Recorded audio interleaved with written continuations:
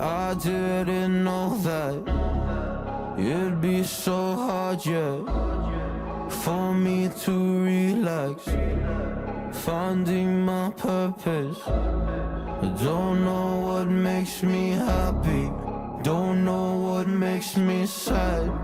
I sit around and ponder emotions in my head. I give up, no matter what I do, I'm not here, no. I try so hard to stop, I give in to every single bad temptation. And I just wanna feel like a good person, a good person. When I wake every single morning now, I give up. No matter what I do, I give up, I give up.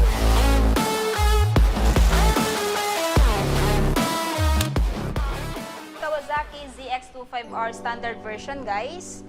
Meron silang available color dito, which is glossy and matte black combination. Meron siyang updated price na 393,900 kung cash. Tapos kung gusto niyo ng hulugan, down payment is 157,560 at monthly for 3 years na 11,948.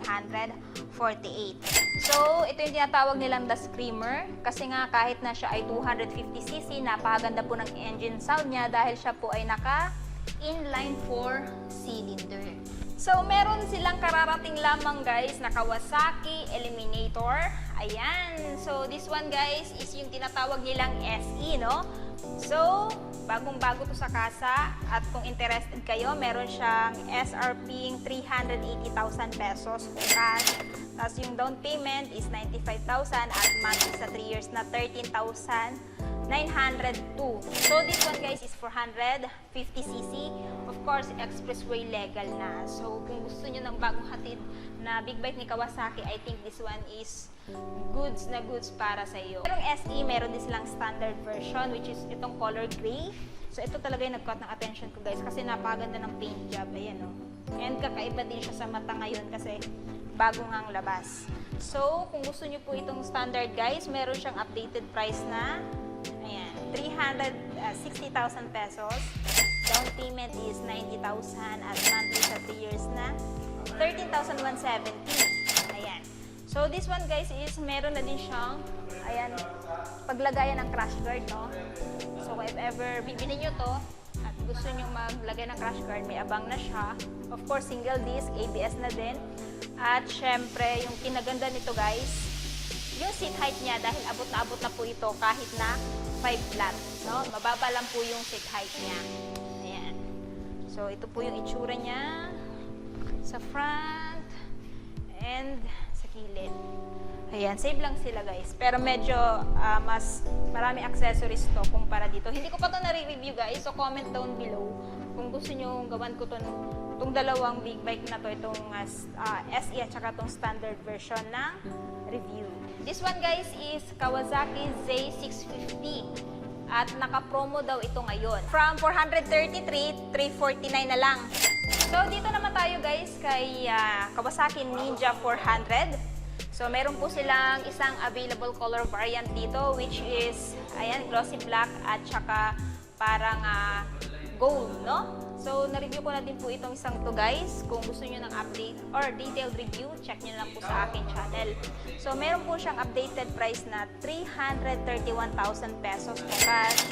Down payment is 99,300 kung bibili nyo ng hulugan at monthly sa 3 years na 11,420 at meron din po siyang free registration and TPL insurance and open po siya for bank financing. So ito, guys, is expressway legal na. Marami akong nakikita na Ninja 400, especially sa mga lady rider. Pero kung gusto niyo po talaga na galing kayo sa ayun, di-clutch na motor na medyo big na itsura at gusto niyo mag-upgrade, I highly recommend this one kasi nga napaka-friendly din ito sa mga beginners. Ayan, so ito po yung looks niya. So, obviously, naka-LED yung kanyang headlight. Naka-single disc siya sa front with Nissan caliper. Sa likod, single disc pa rin. Yung tail niya, guys, is naka-LED, pero yung turn signal niya is naka-bulb type. So, finally, guys, dumating na yung kanilang Kawasaki KLX 300. This one is 2024 model, no? So, wala po pa sila nung SM, which is yung motor type. Pero kahit ganun pa man, ayan, dumating na nga itong bagong KLX, ano. So, this one, guys, kung interested kayo, no, meron po siyang updated price na 315,000 pesos kung kukunin nyo ng cash. Tapos kung gusto nyo ng hulugan, ang down payment is 40,000 plus at yung monthly sa 3 years ay 13,864.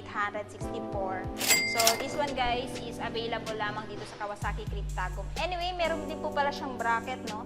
Kung gusto nyo ng 6 months, 12, 18, 24, 30, at 36 months, ito po yung mga presyo niya. Ayan. So, ito yung itsura ni KLX 300. Ayan. Oh. So, yun na. Guys, tapos na nga natin ikutan yung mga big bike ni Kawasaki. Ano yung masasabi nyo sa presyo ng mga big bike nila? Sulit pa ba sila this year, 2023? At ano yung big bike nila yung matitipuhan yung bilhin? I want to know your thoughts below. And syempre, kung bago pa lang kayo sa channel ko at hindi pa nakapag-subscribe, huwag kalimutan mag-subscribe para ma-notify kayo once may bago tayong upload. So yun guys, hanggang dito na muna tayo. Ride safe and peace out!